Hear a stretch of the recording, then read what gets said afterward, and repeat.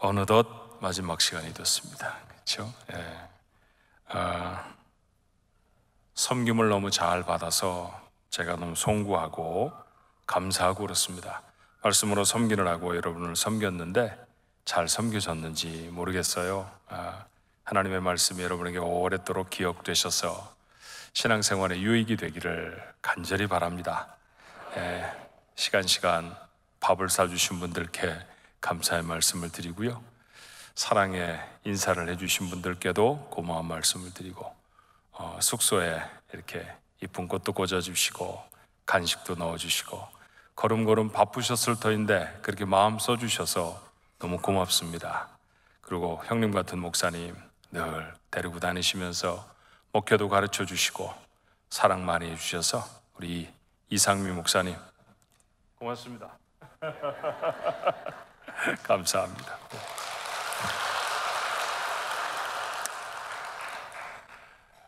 옆에 분들하고 같이 그렇게 한번 인사하면 좋겠어요.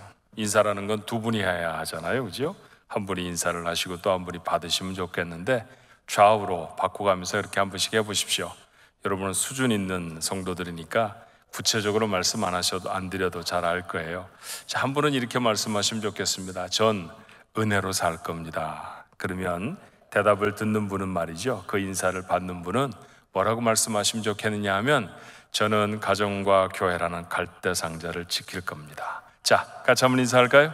자, 저는 은혜로 살 겁니다. 저는 가정과 교회라는 갈대상자를 지킬 것입니다.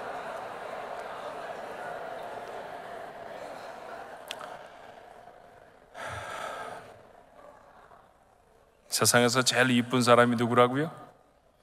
세상에서 제일 이쁜 사람, 오늘 새벽에 제가 말씀드렸는데 누가 제일 이쁘죠? 교회에 나와서 예배드리는 사람이 제겐 제일 이쁩니다. 여러분 너무너무 아름다운 모습으로 이곳에 와주셔서 감사해요. 기업을 이렇게 어떻게 하면 잘 운영할 수 있을지 조언을 해주는 것을 컨설팅이라고 그렇게 얘기를 해요. 기업 컨설팅 하는 사람으로 유명한 켄 블랜차드라고 하는 사람이 있습니다. 이 사람이 어느 날 캘리포니아 저 남쪽에 가면 샌디에고라고 하는 아름다운 도시가 있는데요, 그 도시에 수족관이 굉장히 크고 멋집니다. 방문해 보신 분이 아마 계실 거예요. 그곳에 가면 사람 몸집에 한 5-6배쯤 큰 고래가, 샤무라고 하는 고래가 아주 이렇게 갸냘픈 여자 조련사들의 손짓 하나, 호각 소리 하나에 공중에서 뱅뱅 돌기도 하고요, 높이 올라서 공연을 탁 치기도 하고, 그래요. 아주 신기한 그런 고래 쇼라는 것을 샌디에고 수족관에 가면 볼 수 있어요. 그런데 이 켄 블랜차드라고 하는 사람이 그곳에 가서 그걸 보는 거예요. 그런데 고래에게 무슨 호각을 빽 불거나 아니면은 손으로 신호를 보내면 고래가 막 재채롱을 부리는 거죠. 그러고서는 막 꼬리를 흔들면서 이 조련사 앞에 오면 물고기 하나를 턱 입에다 넣어주면서 그 귀에다 대고 뭐라고 말을 합니다. 이 켄 블랜차드라는 사람이 고래에게 무슨 말을 하네? 근데 번번이 그렇게 하는 거예요. 좋은 재롱을 부릴 때마다 조련사가 어김없이 고래를 불러서 고기 한 마리를 주고 귀에다 뭐라고 말합니다. 쇼가 다 끝난 다음에 일부러 물어 이 조련사들이 있는 곳에 찾아갔습니다. 그래서 물어요. 아니, 고래에게 고기만 주는 게 아니라 뭐라고 말도 하는데 알아듣습니까? 그랬더니 조련사가 그럼요, 고래들이 다 알아듣습니다. 그래요? 무슨 말을 하십니까? 아니, 당연한 거 아닙니까? 당연하다니요. 고래에게 무슨 얘기가 당연합니까? 아니, 재롱을 부리고 왔으니 칭찬을 해줘야죠. 이 얘기에 이 켄 블랜차드라고 하는 사람이 충격을 받아요. 그리고 나중에 책 한 권을 썼는데 제목이 그럴듯합니다. 칭찬은 고래도 춤추게 한다. 자, 옆에 분들 다시 한번 칭찬 한번 해보세요. 뭐라도 한번 칭찬해 보십시오. 이쁘시군요. 정말 어울리십니다. 젊어 보이십니다.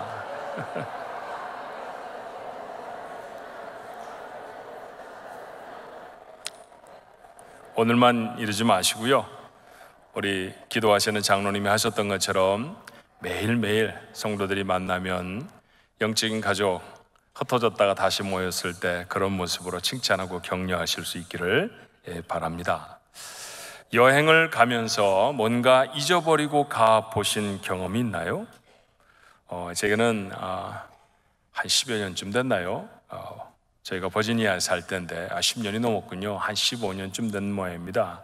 플로리다라는 곳으로 마음 먹고 반년 동안 돈을 모아서 가족여행을 가는 거예요. 그러니 얼마나 꼼꼼하게 준비를 했겠습니까? 돈도 준비를 하고 비행기표도 사놓고, 그때는 지금처럼요 여권 크레딧 카드 척 긁으면은 비행기표 예약도 있습니다 이러던 시절이 아니었습니다. 소위 말하는 비행기표라는 거 인수해서 가져가지 않으면 비행기 못 타던 시절이었어요. 그러니까 그 비행기표 찾아놓고 짐 찾아놓고 그렇게 다 준비를 해놓고 몇 번씩 확인을 하고 그 다음날 아침에 이제 공항으로 떠났습니다. 공항에 딱 도착해 보니까 놓고 온 게 있는 거예요. 뭘 놓고 왔을까요? 비행기표는 가져갔습니다. 비행기표는 가져갔어요. 그거 잊어버리지 않았습니다. 뭘 놓고 왔을까요?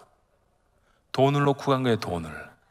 이걸 어떻게 합니까? 비행기표도 아니라 돈을 놓고 갔으니, 그래서 그때의 여행은 가족여행이 아니라 아주 고단한 여행이 되고 말았습니다. 뭘 잊어버리면 안 되는 게 있죠. 친구와 한 번은 현충사라는 곳에 도로를 잘 정비했다고 대학생 때인데 그런 이야기를 들었어요. 대학생 때 제가 어떻게 하다가 보니까 자동차가 한 대 있었거든요. 그래서 그 차를 타고 친구 셋이, 저하고 두 친구하고 같이 이제 현충사길을 쫙 가는 겁니다. 길이 너무너무 아름답더라고요. 차도 그때는 별로 없었고, 그래서 곳곳마다 너무 아름다운 풍경이 펼쳐져서 한 친구가 여기서 사진 찍자 그래요. 그래서 탁 차를 세우고 셋이 사진을 찍었습니다. 여러분, 친구 3명이 가는데 셋이 사진에 다 담길 수 있는 방법은 누가 찍어줘야 되잖아요. 근데 지나다니는 사람도 없는 길이었습니다. 그런데 사진을 찍었어요. 누가 찍었을까요? 산발이가 찍습니다. 다리가 3개 있는 삼각대라는 거 있잖아요. 옛날에는 뭐 이렇게 해놓고 뭐 셀카봉 이런 거 없었으니까 그 위에 카메라 올려놓고 이제 찍는 거예요. 마침 사진 찍는 게 취미인 친구가 커다란 카메라를 가져와서, 커다라면 커다랄수록 조립하는데 시간이 많이 걸립니다. 뭐 해놓고 뭐 맞추고 일루 서라 절루 서라. 그래서 사진을 척척 찍었어요. 이제 자기가 와서 이제 몇 분이 지나면 척척 찍히잖아요. 사진 다 찍고 나서 이제 저는 자동차로 돌아오고 친구도 차 딱 타고 룰루랄라 하면서 자동차 한참 한 30분쯤 운전을 했는데 친구를 안 태우고 온 거예요. 그 카메라 주인인 친구가 산발이가 찍었으니까 이제 산발이를 걷어야 될 거 아닙니까? 카메라도 떼내고 산발이도 접고 그래야 되는데, 그러는 동안에 탄 줄 알고 저희는 가버린 거예요. 얼마나 미안하든지. 그래서 다시 돌아왔습니다. 30분을 다시 돌아와서 그래서 그 친구를 다시 태우고 갔는데요, 그게 한 35년 전의 일이거든요. 지금도 미안해요, 생각하면.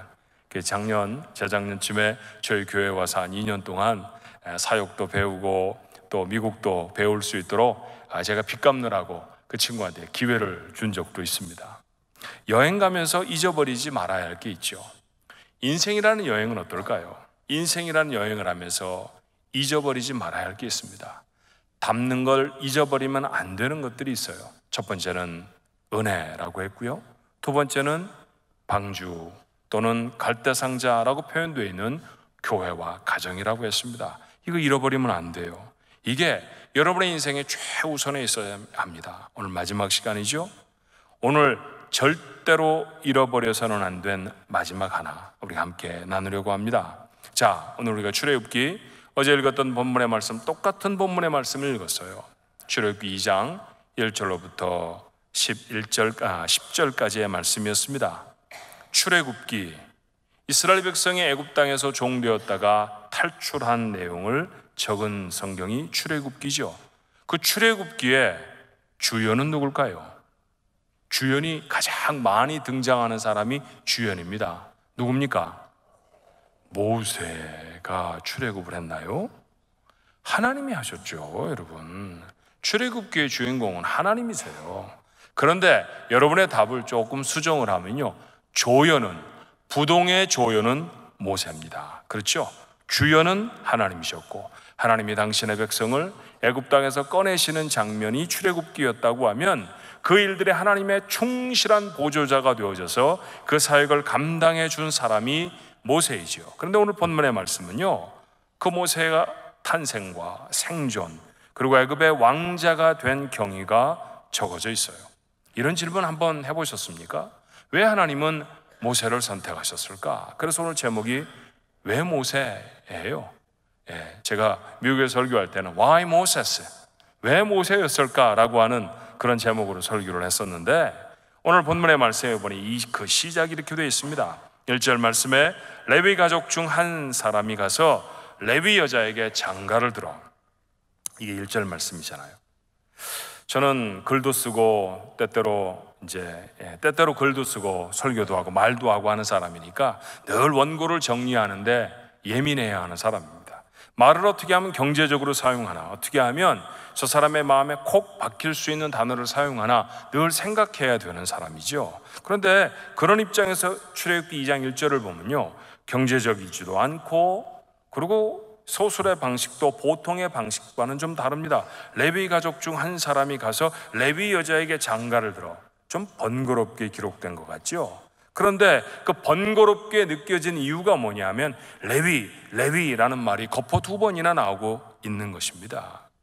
모세는 그 아버지가 누구인지 어머니가 누구인지 그 이름을 밝히는 것보다 중요한 것이 그 사람들은 레위 사람들이었다. 그러니 모세는 누구였다는 얘기입니까? 레위인이었다.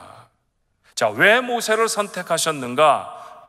거기에 키는 그가 레위인이었다는 점에 있습니다.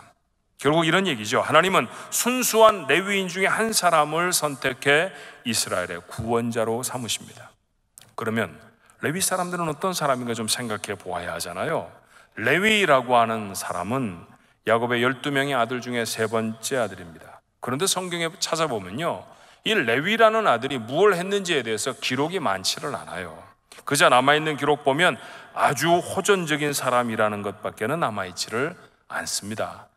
예컨대 자기의 누이 동생이 주변의 사람들에게 욕을 보았을 때 그 사람들에게 할례를 행하라고 하고 그 마을 하나를 쑥대밭으로 만드는데 조금도 주저하지 않았던 사람, 그렇게 아주 잔인하기도 하고 아주 다혈질적이기도 한 사람, 그 사람이 레위라고 하는 사람이에요. 그렇다고 하면 이런 질문을 하나 드릴 수 있잖아요. 왜 하나님은 하필이면 레위의 후손으로 이스라엘의 구원자를 삼으셨을까? 왜냐하면요, 야곱의 12명의 아들 중에서는 레위보다 훨씬 유명하고 리더가 되어 짐직한 사람들이 있기 때문이에요. 자, 12지파의 12형제의 맏아들은 르우벤이잖아요. 첫 번째 아들이라고 하는 상징이 얼마나 대단한 것인지 모릅니다. 만약에 그 르우벤이 아버지의 첩 하나를 범하였다라고 하는 죄가 있어서 적절하지 않다고 하면 유다는 어때요? 후에 이스라엘 민족 전체를 통칭하는 말이 뭡니까? 유다인이라는 말 아닙니까? 그러니 대표를 할 만한 사람이죠. 더군다나 몇천 년쯤 후에 그 지파에서 구원자 되시는 예수 그리스도가 탄생하실 것입니다. 그러니까 유다 지파가 이스라엘 백성을 인도해내는 지도자를 내도 좋을 것 같아요. 만약 그도 아니라고 하면 요셉이 좋을 것 같습니다. 왜냐하면 그는 가장 성공한 아들이었기 때문이죠. 지금 이집트에 생존해 있는 모든 히브리 사람들, 이 사람 때문에 이집트에 내려가 살게 되어졌습니다. 그러니 가장 유명한 야곱의 아들이지요. 거기에 비해서 레위는 특별할 거라고 거의 없는 사람입니다. 그런데 그 특별할 거라고 거의 없는 사람, 그 후손 중에 모세가 선택되어졌다는 거예요. 그러고 보니까 레위인이 좀 특별한 부분이 있기는 있습니다. 자, 야곱의 12명의 아들들이 각각 다 부족을 이루었지만 그 아들들의 이름으로 부족의 사람들을 부르는 경우는 없습니다. 예를 들어서 르우벤이라고 하는 사람이 만들어낸 부족, 그 지파를 르우벤인 이렇게 안 부르죠. 성경에 한 번도 그렇게 기록되어 있지 않습니다. 시므온의 후손들을 시므온인 그렇게 부르질 않아요. 단인 이런 말이 들어보셨습니까? 가장 유명하다고 하는 요셉의 후손도 요셉인 이렇게 안 부릅니다. 그런데 그 조상의 이름으로 불리워지는 유일한 지파가 어떤 지파입니까? 레위인이에요. 레위의 후손들은 레위인 그렇게 불렀습니다. 유다인이라고 하는 것은 유대인 전체를 뜻하는 말이니 부족의 이름이라고 하기에는 부족하지요. 부적절한 말입니다. 그렇다고 하면 조상의 이름으로 그 부족을 칭하는 유일한 사람들이 레위인이라는 것인데, 이 사람들이 왜 이렇게 특별한 이름을 갖게 되었을까요? 이들은 애굽을 탈출할 때 죽을 뻔했던 히브리인들의 장자를 대신해서 하나님이 요구하신 부족이었습니다. 사실은 죽음의 천사가 찾아왔을 때 이스라엘의 첫 번째 난 것도 다 죽임을 당할 뻔했잖아요. 그런데 유월절 양을 잡고 그 양의 피를 문설주에 바르면 그러면 그 땅을 방문한 죽음의 천사가 그 집을 지나가리라. 그래서 우리말로는 유월이라고 말하고요, 미국 사람들은 pass over 이렇게 불러요. 그것을 건너갔다 이런 뜻이죠. 그렇게 유월해 지나가고 난 다음에 너희 다 죽을 뻔했는데 내가 살려주었으니까 나한테 값을 내라. 그리고 요구하시는 한 지파가 바로 레위 지파였습니다. 그것은 그 이후로 레위인들에게는 개별적으로 세상을 살아가는 사람들이 하는 일을 맡긴 것이 아니라 성전에서 되어지는 모든 일들을 다 맡겼어요. 생업이 없었습니다. 땅도 주질 않았어요. 그들이 먹고 살 수 있는 방법은 무엇이었습니까? 다른 지파들의 낸 11조로 살아가게 했습니다. 이렇게 특별한 민족이 되어졌죠. 그들이 특별한 사람이 된 것은 유명한 조상 덕분이 아니라 그들이 맡은 일이 특별했기 때문입니다. 그 일은 제사에 집중이 되어진 성전 봉사였습니다. 오늘 우리의 개념으로 표현한다고 하면 예배와 관련된 일을 하는 사람들, 그 사람이 바로 레위인이었다는 것이죠. 자, 이제 한번 정리를 해볼까요? 하나님은 예배를 인도하여야 할 사람 중에서 자기 백성을 인도해낼 지도자를 선택하십니다. 여러분, 언제 목사가 어떤 모임의 대표가 되죠? 어떤 목사는 축구를 잘하기도 하고요, 어떤 목사는 드론을 잘 날리기도 합니다. 제가 전염이 돼가지고 요즘 저도 열심히 배우고 있어요. 그런데 여러분, 드론을 잘 날리는데 꼭 목사가 나올 필요는 없습니다. 야구를 하는데 야구를 정말 잘하는 목사나 축구를 잘하는 목사가 있지만 그 목사가 아니라도 야구, 축구하는 사람은 있습니다. 그런데 어떤 장소에는 목사를 꼭 필요로 하는 곳이 있어요. 언제입니까? 예배할 때입니다. 예배할 때입니다. 예배를 인도해 주십시오. 예배 자리에 서 주십시오. 여러분, 집에서 조그마한 가족 모임을 할 때에도 그것이 만약 돌 예배, 그러면 누굴 청합니까? 목사님을 청하잖아요. 회갑 예배, 그러면 뭐가 되죠? 목사님을 청합니다. 예배일 때는. 그저 회갑 잔치 이러면 가수를 부를 수도 있고 무슨 개그맨을 불러서 잔치를 할 수도 있지만 그것이 예배라고 되어지면 누가 와야 그 모양이 잡히느냐 하면 예배를 인도해야 할 목사님이 오셔야 그 모습이 잡혀지죠. 성전에 봉사를 해야 하는, 예배와 관련되어져야 하는 일을 하는 그 지파의 사람 중에 이스라엘 백성을 대표하는 사람을 세워서 그 백성을 인도하라고 했다면 이제부터 그 백성은 뭐 하러 가야 합니까? 예배하러 가야 합니다. 이스라엘 백성 전체에게서 예배를 인도할 모세를 대표로 해서 이 사람 따라가라. 그럼 어디로 가는 겁니까? 지금부터 예배하는 자리로 가야 한다라는 것이죠. 모세가 이스라엘을 어디로 인도해야 할까요? 앞으로 모세가 이스라엘 백성을 어디로 인도해야 됩니까? 가나안 땅이라고요? 정말이에요? 정말 모세는 이스라엘 백성을 가나안 땅으로 인도하는 사명을 가졌을까요? 사실은 아닙니다. 모세는 가나안 땅까지 그 백성을 인도했습니까? 못했습니까? 못했어요.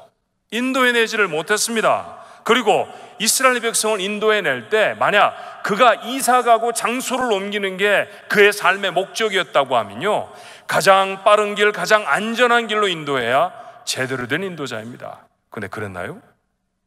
불과 10하루면 갈 수 있는 길을 모세 따라가면서 40년 걸렸습니다. 물론 이스라엘 백성이 잘못했기 때문에 하나님이 그들에게 벌을 주신 것이지만 만약에 모세가 길을 인도하는 사람이었다고 하면 그 사람은 자격미달입니다. 지도를 보면서 인도해냈던 것도 아니고요, 자기의 경험을 통해서 이스라엘 백성을 인도해냈던 것도 아니에요. 그저 구름기둥 보고 따라갔고 불기둥 보고 따라갔습니다. 이스라엘 백성이 가야 할 방향을 정하신 것은 모세가 아니라 하나님이셨어요. 그러니 모세가 해야 할 일은 장소를 애굽에서 가나안이라는 곳으로 이주하는데 이스라엘 백성을 인도해내는 것이 아니라 예배할 수 없는 자리에서 예배의 자리로 인도해내는 것, 그것 감당하는 사람이 모세였다는 거예요. 여러분, 이 사실을 우리가 분명히 깨달아 알아야 인생에 정말 중요한 것이 무엇인지를 다시 한번 담게 됩니다. 하나님은 예배를 인도해낼 지파 중, 그 지파인 레위 지파 중에 한 사람을 선택해서 이스라엘 백성들을 어디로 인도해내십니까? 예배의 자리로 인도해냅니다. 모세에게 맡겨진 사명은 어디로 가는 것이 아니라 예배로 나아가는 겁니다. 출애굽의 목적은 가나안 땅에서 부유한 땅으로 이주하는 게 아니었습니다. 여러분 생각해 보세요. 당시의 문명이 극도로 발달했던 이집트하고 이스라엘 백성이 옮겨서 살아야 하는 팔레스타인 땅하고 어디가 더 잘 사는 나라입니까? 비교하자고 하면요, 잘 살 꿈을 갖고 잘 사는 나라로 한국에서 우간다로 이민 가는 거예요. 이게 말이 돼요? 우간다에 특별한 직업이 있어서 그 일하면 내가 돈을 많이 벌 것 같다 하는 사람은 있겠지만, 더 잘 사는 나라 미국으로 이민을 왔다든지 가난했던 한국에서 잘 사는 미국이나 유럽의 어떤 나라로 이민 가는 것과는 전혀 다른 이야기죠. 지금 이스라엘 백성들은 못 사는 땅 이집트에서 잘 사는 땅 가나안으로 옮겨가는 게 아닙니다. 예배할 수 없었던 땅 애굽에서 예배할 수 있는 곳 가나안으로 가는 거예요. 그들은 예배의 자리로 나아가는 것입니다. 모세를 따라 나선 이스라엘 백성들이 가야 할 곳은 가나안 젖과 꿀이 흐르는 땅이 아니라 예배의 자리여야 합니다. 다시 말하면 출애굽의 목적은 사는 장소를 애굽에서 팔레스타인으로 바꾸는 것이 아니라 예배할 수 없는 곳에서 예배하는 곳으로 옮겨가 사는 것이죠. 예배는 출애굽한 사람들이 해야 할 일 중에 하나가 아니었습니다. 그들은 예배하기 위해 출애굽합니다. 확인해 볼까요? 제 말이 과장이라고요? 아닙니다. 자, 후에 하나님이 모세를 부르실 때 바로에게 가서 할 말을 이렇게 가르치십니다. 출애굽기 3장 18절의 말씀에 그들이 내 말을 들으리니 너는 그들의 장로들과 함께 애굽 왕에게 이르기를 히브리 사람의 하나님 여호와께서 우리에게 임하셨은즉 우리가 우리 하나님 여호와께 제사를 드리려 하오니 사흘길쯤 광야로 가도록 허락하소서. 왜 애굽을 떠나겠다고 말하라고 합니까? 하나님께 제사를 드리려고, 하나님께 예배를 드리기 위해서 우리는 이집트를 떠나야 되겠습니다. 그렇게 말하라는 것이죠. 하나님이 모세에게 가르쳐 주신 출애굽의 목적이었습니다. 모세는 그대로 말했을까요? 물론이죠. 모세는 하나님의 말씀대로 이렇게 말합니다. 출애굽기 5장 1절의 말씀에 그 후에 모세와 아론이 바로에게 가서 이르되 이스라엘의 하나님 여호와께서 이렇게 말씀하시기를 내 백성을 보내라. 그러면 그들이 광야에서 내 앞에 절기를 지킬 것이라 하셨나이다. 이스라엘 백성에게 있어서 절기는 뭡니까? 하나님을 예배하는 것입니다. 하나님이 이스라엘 백성에게 무엇하라고 하시는 걸까요? 야, 너희들 거기서 너무 고생스러워도 어떻게 사니? 내가 나라 하나 만들어 줄 테니까 거기 가서 너희 마음대로 살아라. 그게 아니에요. 예배할 수 없는 곳에서 예배할 수 있는 곳으로 나오라고 말씀하시는 겁니다. 그리고 바룩에 가서 우리는 예배해야 하니까 이 땅에서 나가겠습니다 라고 말하는 것이죠. 적당히 둘러낸 말일까요? 아닙니다. 그런 것은 하나님의 성품에도 모세의 성정에도 맞지 않는 일입니다. 하나님이 바로가 두려워서 야, 이 정도로 얘기하고 바로가 마음을 안도할 때 이스라엘 백성을 다 끌고 나가면 되잖아, 그런 얘기가 아니잖아요. 모세가 얼마나 성격이 불같은지 여러분 아시죠? 사람 하나를 싸우는 걸 말리는데 누군가 개입하면 쳐서 죽일 정도로 불같은 성격을 가진 사람이 모세입니다. 돌아갈 줄 모르는 사람이에요. 그런데 적당히 둘러대는 말로 요 정도 하면 바로가 안심하고 우리 백성을 놓아주겠지, 그런 게 아닙니다. 이 말은 그 말 그대로 출애굽의 목적입니다. 하나님을 예배하기 위해 하나님은 이스라엘 백성을 애굽에서 꺼내십니다. 여전히 출애굽이 가능한지 모세가 못 믿어할 때에도 하나님은 모세에게 이렇게 확인시키세요. 출애굽기 3장 12절에 하나님이 이르시되 내가 반드시 너와 함께 있으리라. 내가 그 백성을 애굽에서 인도하여 낸 후에 너희가 이 산에서 하나님을 섬기리니 이것이 내가 너를 보낸 증거니라. 출애굽의 증거가 뭐라고요? 하나님을 예배하게 되는 것이 출애굽의 증거입니다. 하나님은 이스라엘 백성을 예배하게 하기 위해 애굽에서 꺼내십니다. 예배가 아니라고 하면 출애굽할 이유가 없습니다. 하나님은 이스라엘 백성을 예배할 수 있도록 압제에서 풀러 해방시키셨죠. 그들이 예배할 수 있도록 먹이시고 입히셨습니다. 예배가 중심입니다. 예배 때문에 애굽에서 탈출했고, 예배 때문에 만나를 공급하시고, 예배 때문에 그들을 보호하십니다. 이게 이스라엘 백성의 삶이었어요. 출애굽은 우리가 누리고 사는 구원의 사건의 가장 그림 같은 예표 아닙니까? 이스라엘 백성의 광야의 삶, 우리의 인생의 삶이잖아요. 자, 마지막 가나안 땅에 들어가기 전에 건넜던 강이 뭐지요? 요단강입니다. 우리가 죽음을 말할 때 뭘 건너간다고 말하나요? 요단강을 건너간다고 하잖아요. 그러니 애굽을 출발해서 요단강을 건너기까지의 40년이 뭐라는 얘기입니까? 인생이라는 것이죠. 그 인생을 살아가면서 이스라엘 백성이 해야 하는 일이 무엇입니까? 예배입니다. 이걸 놓치지 않아야 합니다. 다른 것을 위해서 사는 게 아닙니다. 예배를 위해 삽니다. 인생이라는 여행을 하면서 여러분의 삶 속에 가장 중요한 게 뭘까요? 시집가고 장가가는 것입니까? 아이 잘 키워서 좋은 대학 보내는 건가요? 아닙니다. 돈 많이 버는 것입니까? 그렇지 않아요. 30년쯤 목회를 하면 부자도 많이 만나고 가난한 사람도 많이 만납니다. 그런데 아무리 부자도 아무리 가난한 사람도 가진 것 때문에 특별히 인생이 바뀌지 않습니다. 그들에게 정말로 중요한 것은 무엇이냐 하면 예배하는 사람인가 아닌가 이더라고요. 여러분의 인생에서 가장 중요한 하나가 있다고 하면 그것은 하나님을 예배하는 것이죠. 사랑하는 서문의 성도 여러분, 여러분의 구원받은 목적은 예배인 줄로 믿습니다. 그러니까 예배하는 데 생명을 거셔야 합니다. 예배 때문에 사는 거예요. 그렇게 믿으십니까? 그런데 왜 예배를 떼먹고 놀러 가요? 그런데 왜 부부싸움 하면 예배 안 나옵니까? 그런데 왜 문제와 어려움이 생기면 예배 게을리하고 등한히 합니까? 그러지 말아야 한다는 것이죠. 예배하기 위해 구원받은 사람이라고 하면, 내가 구원받았다고 하면 이후의 나의 삶의 가장 중요한 가치는 예배가 되어져야 해요. 어디서나 어느 곳에서나 어떤 상황에서나 하나님을 예배하는 자가 되어야 합니다. 왜 사느냐고 누군가가 나에게 물어보면 예배하기 위해 삽니다. 이게 그리스도인 구원받은 사람의 대답이어야 합니다. 다시 한번 확인하십시오. 구원받은 이후에 우리의 삶, 이것은 복을 받기 위한 삶이 아닙니다. 구원이라는 복을 받았는데 여러분 또 뭘 달래는 거예요? 이미 우리는 가장 큰 복을 받았어요. 나머지 복은 사실 아무것도 아닙니다. 우리가 받은 구원이라는 복에 비하면 물질을 많이 갖는 것, 더 오래 사는 것, 이거 아무것도 사실 아닙니다. 구원이라는 복 받으면 그게 가장 큰 복을 이미 받은 자인 줄로 믿습니다. 신명기는 모세의 마지막 설교죠.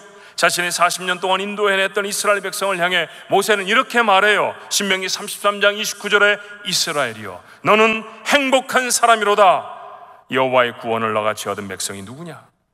자, 그들이 정말 행복할까요? 아직 그들은 모압 땅에 있습니다. 아직도 광야를 걸어갑니다. 낮이면 머리가 벗겨질 정도로 더운 땅을 지나가야 하고요. 밤이면 옷을 겹겹이 입어도 추위에 떨 수밖에 없는, 텐트 하나 의지해서 잘 수밖에 없는 그런 광야를 지나갑니다. 그런데 그런 사람들을 향해서 모세가 뭐라고 말합니까? 너는 행복한 사람이다. 왜요? 텐트를 좋은 걸 가졌으니까. 너는 좋은 옷이 있잖아. 너는 신발이 멋진 신발이잖아. 이렇게 말하지 않습니다. 행복한 까닭이 뭡니까? 너같이 구원을 얻은 백성이 누구냐? 추락하는 비행기가 있었대요. 기장이 아무리 운전을 해보아도 이 비행기를 살릴 방법이 없습니다. 그래서 기장이 기내 방송을 하는 거죠. 여러분, 우리 비행기는 추락하고 있습니다. 더 이상 비행기를 살려낼 방법이 없습니다. 비행기 안에 타고 있던 사람들이 동요를 합니다. 그런데 이어지는 말이 안도의 말이 되어졌어요. 그런데 여러분 안심하십시오. 우리 비행기는 여러분 모두에게 충분히 지급할 만한 낙하산을 가지고 있습니다. 지금부터 승무원들이 낙하산을 나누어 드리겠습니다. 그러면 그 낙하산을 받고 승무원의 지시대로 낙하산을 매면 여러분은 살 수 있습니다. 다행이다. 이야, 얼마나 다행인지 몰라. 천만다행이야. 그리고 줄을 쭉 섰습니다. 그러고서 낙하산을 나눠주는 거예요. 그럼 낙하산을 받아듭니다. 그 낙하산이 없었다고 하면 어떻게 되는 거예요? 죽는 거죠. 죽을 수밖에 없잖아요. 근데 그 낙하산을 받은 게 살 수 있는 가능성이니 얼마나 소중했겠습니까? 그런데 만약 어떤 사람이 이렇게 말합니다. 낙하산이 왜 색깔이 회색이지요?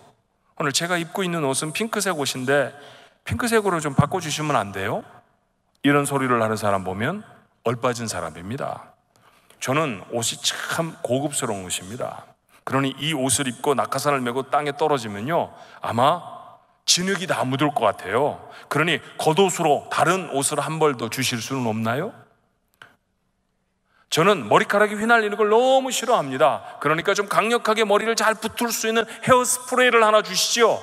이런 소리를 하는 사람이 있다고 하면, 여러분이 그 비행기에 타고 있는 사람이라고 하면 뭐라고 말씀하시겠어요? 얼빠진 인간 같으니라고. 저게 지금 죽는지 사는지도 모르고 낙하산 하나면 충분하지 거기에 뭐 스프레이를 줘? 핑크색 낙하산? 웃기고 있네. 여러분, 이게 웃기고 있네 인생을 사는 게 우리 아닙니까? 구원을 받았는데 우리가 하나님 앞에 늘 목마른 게 뭡니까? 하나님, 근데 구원하고 돈하고 같이 주시면 안 돼요? 하나님, 근데 우리가 구원받고 오래 살면 안 돼요? 하나님, 구원받고 이 세상에서 높은 자리에 오르면 안 됩니까? 여러분, 이건 하나님이 주셔도 그만이고요, 안 받아도 그만입니다. 아멘. 이게 아멘이 안 되는구나, 여러분. 해도 끝까지 구원을 받아도 돈도 받아야 되겠다, 이런 얘기죠. 핑크색 낙하산이 필요한 거예요? 예? 지금 비행기가 추락하고 있는데 낙하산 갖고는 안 되겠다, 그거죠. 우비가 꼭 하나 있어야 되겠다, 그런 얘기죠. 여러분, 이런 허무한 것들을 바라며 살아가는 사람들이 얼마나 많은지 모릅니다. 아무리 좋은 옷을 입어도, 아무리 멋진 용모를 가져도 추락하는 비행기에서 낙하산을 지급받지 못하면 죽는 거예요. 아무리 이 땅에서 멋진 집에 살아도, 아무리 남이 누리지 못하는 것들을 누리고 산다 할지라도 구원받지 않으면 아무것도 아닙니다. 주님 없으면 아무것도 아닙니다. 근데 그 주님을 받았잖아요. 삶이 어렵지 않다는 얘기를 하고 있는 게 아닙니다. 살아가는 게 고단하지요. 돈 버는 게 고단하고, 아이를 키우는 게 고단하고, 부부관계를 좋게 유지하는 거 참 어렵습니다. 그런데 그 고난에도 불구하고 우리가 성경 말씀을 통해 확인하는 건 뭡니까? 나같이 행복한 사람이 없습니다. 이유가 뭐예요? 구원을 받았으니까 말입니다. 그렇게 구원받은 사람이면 하나님 앞에 뭐 합니까? 내 인생에 덧붙여져야 하는 다른 것들, 그것에 매달려 사는 자가 아니라 그 구원을 허락하신 하나님 앞에 예배하는 자로 사는 거예요. 그게 구원받은 사람의 인생이어야 할 줄로 믿습니다. 그런데 하나님은 너무 좋으신 분이라 우리가 하나님 앞에 예배하기 위해서 우리의 삶의 자리를 미루어 두면 우리의 미루어 둔 삶의 자리를 하나님이 채우시더라고요. 여러분, 이스라엘 백성이 광야를 지나가며 40년 동안 먹었던 음식은 만나입니다. 만나에 대해 여러 규정들이 있지만 그 중에 가장 독특한 것이 있다고 하면 무엇인가요? 하루 먹을 것밖에 얻을 수가 없었어요. 그래서 월요일날, 화요일날, 수요일날 이렇게 받아와야 합니다. 그런데 예배의 날이 되어지면 그날은 만나가 있어요, 없어요? 없습니다. 만나가 없는데 그러면 그날은 굶어야 하나요? 그렇지 않았죠. 하나님이 어떻게 하십니까? 그 전날 2배로 주셨습니다. 다른 어떤 날도 2배로 가져오면 다 썩어서 못 먹게 되어졌는데 그 다음날 예배하기 위해서 2배로 거둬들이면 멀쩡했습니다. 하나님이 우리에게 뭘 말씀하시나요? 예배해라. 그러면 먹고 사는 건 내가 책임진다. 예배해라. 인생이 안고 사는 문제는 내가 해결한다. 예배해라. 그러면 세상에서 가장 행복한 사람으로 사는 것, 그건 내가 해준다. 여러분, 이걸 믿는 것, 이게 믿음의 사람이 살아가는 삶의 모습인 줄로 믿습니다. 출애굽기에 보면 그런 말씀이 있잖아요. 출애굽기 16장 30절에 그러므로 백성이 그렇게 하나님의 명령을 받고 만나를 받았더니 그러므로 백성이 7째 날에 안식하니라. 하나님을 예배하는 거예요. 하나님이 다 채우셨어요. 그래서 안식할 수 있었다는 얘기죠. 여기에 삶을 살아갈 지혜가 있지 않습니까? 말씀드렸던 것처럼 광야같이 고통스러운 삶을 살아갑니다. 무엇 하나 쉬운 것이 없어요. 그런데도 광야를 지나면서도 가나안 그 축복의 땅을 경험할 수 있는 방법이 우리에게는 있습니다. 행복하다고 소리를 높일 수 있습니다. 예배자로 살면 되는 줄로 믿습니다. 예배자가 하나님의 공급하심을 만납니다. 예배자의 앞을 막아서는 문제를 하나님이 제거하십니다. 그러니 사랑하는 성도 여러분, 예배자로 서십시오. 평생에 좋은 예배자가 되었으면 좋겠습니다. 바울은 세상의 도전에 직면해 사는 그리스도인들을 이렇게 권합니다. 로마서 12장 1절이죠. 그러므로 형제들아, 내가 하나님의 모든 자비하심으로 너희를 권하노니 너희 몸을 하나님이 기뻐하시는 거룩한 산 제물로 드리라. 이는 너희가 드릴 영적 예배니라. 매일같이 예배하는 거예요. 예배란 하나님과 깊은 관계를 맺는 삶을 가리켜 말하는 것이죠. 그러니 우리의 매일의 삶이 예배가 되어야 하는 것 당연합니다. 그리고 그 정점이 하나님의 성전에 나와 하나님을 예배하는 것입니다. 젊은 세대에게 이렇게 말을 하면요, 이렇게 도전하곤 해요. 목사님, 하나님이 교회만 계십니까? 우리 집에는 안 계시나요? 하나님이 들판에는 계시지 않습니까? 예, 계시죠. 하나님은 놀이공원에도 계시고 하나님은 골프장에도 계십니다. 다 계세요. 그러니 거기서 하나님 예배하면 될 거 아닙니까? 거기서 하나님과 관계하면 되죠. 예, 그렇습니다. 그럴 수 있습니다. 그런데 여러분, 바꿔서 말해볼까요? 하나님 앞에 나와 교회로 나와서 하나님 앞에 예배함이 절실하지 않은 사람이 들판에서 예배하면 절실해집니까? 하나님의 성전에서 은혜를 경험할 수 없는 사람이 자기의 집에서, 자기의 직장에서 하나님의 은혜를 경험하는 경우가 얼마나 될까요? 없습니다. 그렇지 않습니다. 하나님의 전에 모여 예배하는 일, 이 일이 너무너무 소중하고 귀한 일이라는 사실을 여러분 잊지 않아야 합니다. 적어도 일주일에 하루, 주일에 하나님 앞에 모여 예배하는 일에는 생명을 걸어야 합니다. 저는요, 우리 교회에서 토요일날 비행기 타는 사람 보면 째려봅니다. 제가. 왜냐하면 제가 사는 곳이 샌프란시스코거든요. 거기서 토요일날 비행기 타면요, 여기 월요일날 도착해요. 한국에. 그러니 주일에 간 곳이 없습니다. 하늘에 높이 떠 있으니까 하나님하고 가까워서 예배할 거라고요? 아니, 비행기 안에 예배당이 어디 있습니까? 비행기 안에서 예배를 절실하게 드리는 사람 저 거의 못 봤습니다. 제가 그러죠. 한국 가서 하루 덜 놀면 되지. 금요일날 출발하면 되지. 여기서 하루 덜 일하고 금요일날 출발해서 한국에 도착하면 어떤 교회라도 가서 예배를 드려야지. 예배가 그렇게 중요하다는 사실을 모르고 우리가 무슨 그리스도인이라고 하겠느냐고 제가 그렇게 시비를 걸어요. 그래서 저 한국 갔다 오겠습니다라고 말하는 사람들은요, 토요일날 가는 사람 저한테 아무도 얘기 안 합니다. 몰래 갑니다. 나중에 교육자들한테 물어보면 토요일날 다 갔어요. 금요일까지 일하고 토요일날 가는 거죠. 그런데 제 말을 충실하게 따르는 사람들은 금요일날 갑니다. 아니면 주일날 예배 드리고 하루 못 놀더라도 월요일날 가요. 그까짓 거 한국에서 하루나 이틀쯤 더 모시면 어떻습니까? 만나고 싶은 사람 하루나 이틀쯤 못 만나면 어때요? 예배가 더 소중하죠. 예배 드리는 날을 놓쳐버리는 사람, 좋은 그리스도인으로 설 수 없습니다. 오늘 이 저녁에 하나님 앞에 나와 예배하는 여러분들, 오늘 이 예배만이 아니라 일평생 동안 하나님 앞에 드리는 예배를 온전하게 드릴 수 있게 되기를 주님의 이름으로 축원합니다. 온두라스라고 하는 이 중미에 있는 한 나라가 있어요. 아주 가난한 나라고요. 세상에서 가장 폭력적인 나라입니다. 온두라스의 두 번째 도시 산페드로술라라는 공항에 제가 딱 도착했는데 깜짝 놀란 게 공항 시큐리티 가드들이, 공항을 지키는 그 안전 요원들이요, 전부 방탄 조끼를 입고 전부 M16 소총을 들고 있더라고요. 얼마나 무시무시한지 몰라요. 온두라스 두 번째 도시 산페드로술라라는 곳에는 식당에 가려고 하면 자동차가 식당 앞에 딱 도착을 하면 식당에서 총을 든 사람이 나옵니다. 그 사람이 나올 때까지 차에서 내리면 안 돼요. 그러면 차에서 가만히 앉아 있다가 그 사람이 딱 와서 사방을 살펴보고 그 다음에 문을 열어주면 그 사람 뒤를 따라 졸졸졸 들어가서 식당에 들어가 밥을 먹어야 합니다. 얼마나 살벌한 곳인지 몰라요. 굉장히 좋은 식당이라고요? 아니에요. 피자헛 그런 데 가는데 그래요. 햄버거집 가도 그렇게 에스코트를 받지 않으면 위험한 곳이 그 산페드로술라라는 곳입니다. 그런데 그곳에서 한 3시간, 4시간쯤 시골로 들어가면 꼭 한국의 60년대 시골 마을 같아요. 아주 순박하기가 그지없고 지질이 가난하게 사는 사람들이 다닥 모여 사는 곳, 그게 온두라스더라고요. 그곳에 저희 교회 선교사님이 한 분 계셔서 제가 방문해서 예배를 인도한 적이 있습니다. 주일 아침이 됐습니다. 그곳에 주일 아침 예배는 아침 9시에 예배를 드려요. 낮에는 너무 더우니까 아침에 일찍 예배를 드립니다. 근데 제가 열심히 예배 설교를 하고 있는데 앞에 앉아있는 한 사람이 그냥 고개로 방아를 찢는 거예요. 방아를 계속. 아니, 아무리 온두라스 사람이지만 별로 많지도 않은 사람 중에 한 사람이 계속 졸고 앉아 있으니까요, 제 마음이 어땠을까요?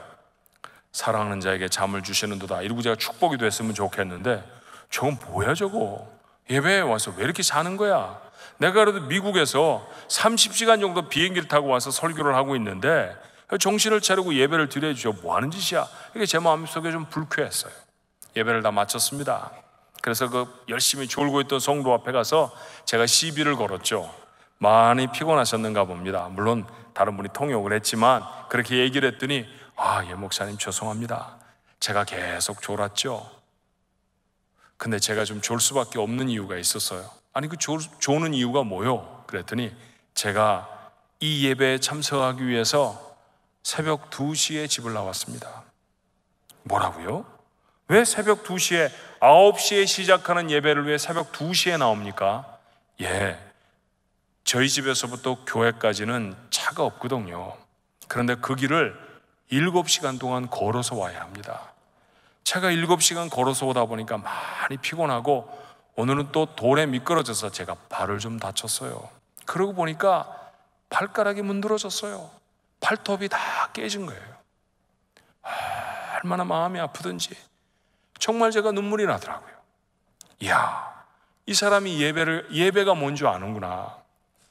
예배가 소중해서 9시에 드리는 1시간의 예배를 위해서 새벽 2시에 일어나 돌짝밭길을 7시간을 걸어서 예배당에 오는 거예요. 예배를 마쳤으니 7시간을 걸어서 집에 가야 할 겁니다. 그 사람을 끌어안고 제가 기도해 줬어요. 하나님을 사랑하고 하나님 앞에 예배하는 걸 소중히 여기는 이 사람의 복을 주십시오. 그리고 이 마을에 교회를 허락해 주옵소서. 그리고 제가 그 사람에게 약속했습니다. 내년에 당신의 마을에 교회를 줘주겠습니다. 그리고 우리 교회가 그 마을에 몽케 카구아라는 마을에 예배당을 지어주었어요. 얼마나 좋아하든지. 목사님, 이제는 제가 7시간을 걷지 않아도 됩니다. 그곳에 헌당 예배를 하며 제가 예배를 인도했는데 그 사람들이 나와서 얼마나 감사하고 기뻐하는지 몰라요. 이제는 하나님 앞에 나와 마음껏 예배할 수 있겠습니다. 교회 제가 가서 문 앞에 나오면 턱 태워서 데리고 오죠. 여러분, 예배 마치면 또 탁 모셔다 드리죠. 조금쯤 걸으면 다 올 수 있죠. 동전 몇 개 내면은 버스도 타고 올 수 있죠. 그렇게 오는 예배당도 오기가 힘들어해요. 우리는 무시하는 사람들입니다. 가난하다고 무시하고 못 배웠다고 무시하고 조그만하다고 무시합니다. 그런데 그 사람이 우리보다 커요.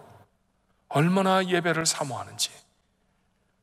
그 사람에게 말은 안 했습니다만 제가 속으로 그런 생각을 했어요. 저 사람이 목사인 나보다 믿음이 크구나. 나 같으면 7시간을 걸어서 예배당에 올 수 있을까? 매주같이 7시간을 걸어 누구에게 설교를 해야 한다고 하면 나는 그 헌신을 몇 년간 계속할 수 있을까? 발가락이 터지고 피가 나면서도 그 일을 계속할 수 있을까? 그 생각을 하니까 얼마나 마음에 하나님 앞에 부끄러운 생각이 드는지 몰랐습니다. 사랑하는 성도 여러분, 예배하는 겁니다. 지금도 세계 곳곳에 하나님을 그렇게 사모하며 예배하는 사람들이 있습니다. 교회가 왜 타락했습니까? 교회가 왜 힘을 잃어버리고 있습니까? 예배가 너무 편안해요. 예배가 아무것도 아닙니다. 그렇지 않습니다. 예배는 생명입니다. 예배하지 않으면 죽은 것입니다. 예배가 살아있는 이유입니다. 예배하는 자, 그를 향해 하나님의 사람이라고 말할 것입니다. 다시 여러분에게 부탁합니다. 누군가에게 여러분의 인생의 목적이 무엇냐고 이야기할 수 있다고 하면 예배라고 답하십시오. 저는 예배하기 위해서 합니다. 숨이 붙어있는 날까지 예배할 것입니다. 내 인생의 가장 중요한 것도 예배고 내 인생의 가장 힘쓸 일도 예배입니다. 오늘부터 예배를 위해 사십시오.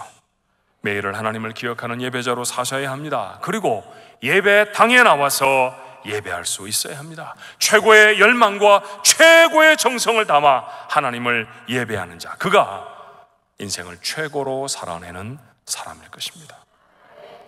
몇 년 전에 터키 지방, 우리 성경에는 소아시아, 마이너 에이시아라고 표현되어 있는 그곳을 방문한 적이 있어요. 터키는 지금은 아시아로 분류되어 있지만 터키 사람들 보러 물으면 당신은 어느 대륙의 사람이냐 이렇게 물어보면 어떤 사람은 유러피안, 나는 유럽 사람입니다 이렇게 말하고요, 어떤 사람은 에이시안 그렇게 말해요. 보스포러스 해협이라고 하는 게 이스탄불의 중간에 있는 해협인데 그 보스포러스 해협 서쪽은 유럽이고 동쪽은 아시아다 그렇게 말할 정도로 한 도시가 한편은 유럽이고 한편은 아시아라고 말하는 그런 정체를 가지고 사는 사람들이라 성경에 표현할 때는 그곳을 소아시아 그렇게 불렀어요. 근데 그 소아시아 지역에 우리가 잘 아는 계시록의 7교회가 있거든요. 그 교회들을 쭉 방문을 했죠. 그 중에 하나 갑바도기아 지역을 방문했을 때의 경험을 잊을 수가 없습니다. 신앙의 박해를 피해서 숨어 살던 사람들, 그 사람들의 촌락이 있는 곳이에요. 그 사람들이 지하에 땅을 파고 숨어들었습니다. 흙이 참 특이합니다. 손가락으로 파도 흙이 부슬부슬해서 다 파져요. 그런데 한번 공기에 노출되면 바위처럼 단단해집니다. 그러니까 파기는 쉽고 파놓으면 무너지지 않는, 그러니까 굴을 파기가 참 좋죠. 그래서 굴을 파고 들어가서 그곳에 지하 공동체를 만들었는데 지하 운물이라고 하는 뜻의 데린큐라고 부릅니다. 그곳에 20층 높이에 지금 저희가 들어갈 수 있는 데는 한 8층 정도밖에 안 돼요. 위험하기 때문에 더 밑에까지는 못 들어가는데 그곳까지 좁은 통로를 따라서 그렇게 들어가면 그들이 사는 모습을 볼 수 있어요. 그래서 안내자가 저희들에게 가르쳐 주었습니다. 여기는 식당으로 사용하던 곳입니다. 여기는 침실이었죠. 여기는 예배당입니다. 여기는 무덤입니다. 그 무덤도 있더라고요, 그 안에. 그들은 해가 떠 있는 동안엔 나올 수 없었어요. 해가 다 지고 사위가 안 보일 때, 깜깜해질 때만 잠깐 올라와 맑은 공기를 쐬고 그 다음에 다시 굴 속으로 들어가야 하는 그런 인생을 수십 년을 살았던 사람들이었습니다.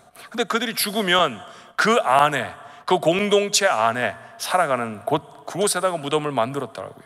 무덤이라는 게 지금 보면 별게 아닙니다. 그저 푹 파놓은 길쭉한 그냥 그런 거예요. 길쭉한 흙무덤 같은 그런 거예요.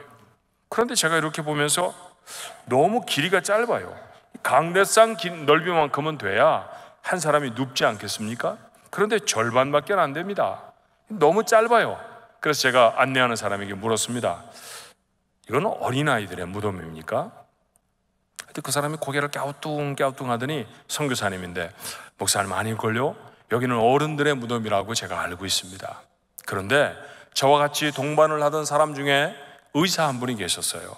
그분이 고개를 갸웃갸웃하더니 저한테 이렇게 가르쳐 주십니다. 목사님, 이게 아마 어른들의 무덤이었을 가능성이 높습니다. 그래서 제가 물었죠. 아니, 무슨 어른이 키가 이렇게 작습니까?